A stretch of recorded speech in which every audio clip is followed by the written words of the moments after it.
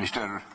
Mahmood Ali Mahbub, Honorable Defence Minister, Commerce, Mrs. Meenakshi Lekhi, EMAS, in Ministry of External Affairs, Government of India, Admiral R. Hari Kumar, Chief of Naval Staff, distinguished dignitaries from friendly foreign countries, senior officials from Government of India, friends from media and academia, ladies and gentlemen. It is an honor for me to deliver the keynote address for this edition of Goa Maritime Conclave. At the outset, I thank all the participants from the friendly foreign countries of the Indian Ocean region for making the journey across the ocean.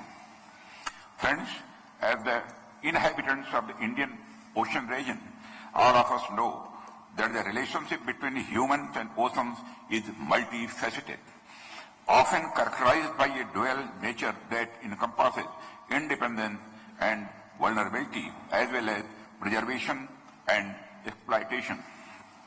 Friends, oceans have always appealed to human imagination. Oceans are undeniably majestic and overwhelming. Their sheer size commands respect and admiration from all who contemplate their grandeur. Their role in supporting biodiversity, food production, climate regulation, and numerous other vital functions cannot be overstated.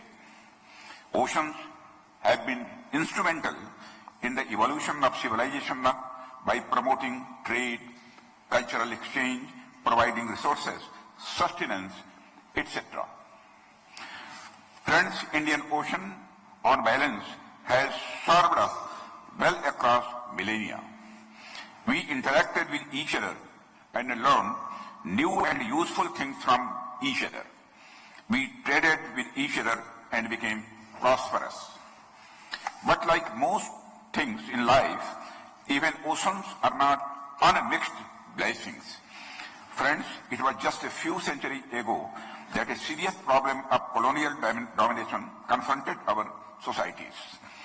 During that period, our contact with colonial powers was mostly through the oceans.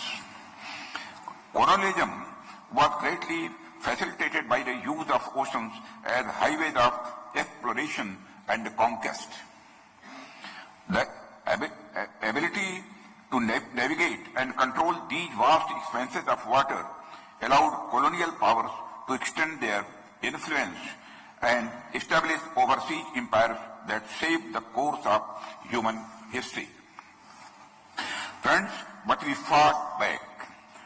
Our society struggled against the colonial systems, and our mitigation efforts flowered into our national movements. If we try to analyze the causes of subjugation of colonized people, one of the main reasons was the lack of shared framework among the countries to mitigate the impact of colonialism. Later, our national movements formulated a shared framework for collaboration among themselves. These national movements sought solidarity, support, and cooperation with other movements and nations that shared their goals. The leaders of these national movements often shared ideology, learning, and strategies with each other. That is, our mitigation framework collaborated and did so most successfully, thereby confining colonialism to the dustbin of history. That brings to the theme of my address, convening common maritime priorities into collaborative mitigation frameworks. And how do we collaborate towards achieving our common maritime priorities? Firstly, we have to work out and agree about our common priorities. Friends, a free, open, and rules-bound maritime order is a priority for all of us. Might is right has no place in such a maritime order. Respect for international maritime laws, as enunciated in UNCLOS 1982, must be our lodestar. Within this broad framework, many more concrete priorities can be fleshed out. Preservation of natural resources, anti-piracy operations, disaster resilience, and mitigation are some of the things that readily come to mind. With the common maritime priorities delineated, how do we put in place collaborative mitigation frameworks? The answer is simple and complex at the same time. We collaborate, we work together, and we share resources and expertise. But there being no free lunch in the world we live in, collaboration has cost for all of us.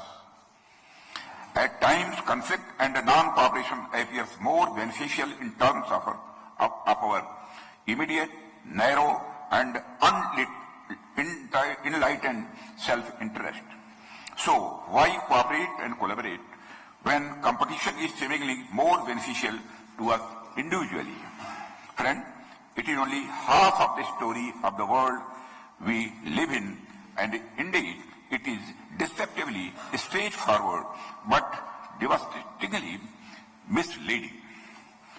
The strategic interaction of nations in the international affairs can benefit from the game theoretic analysis, which has become an integral part of micro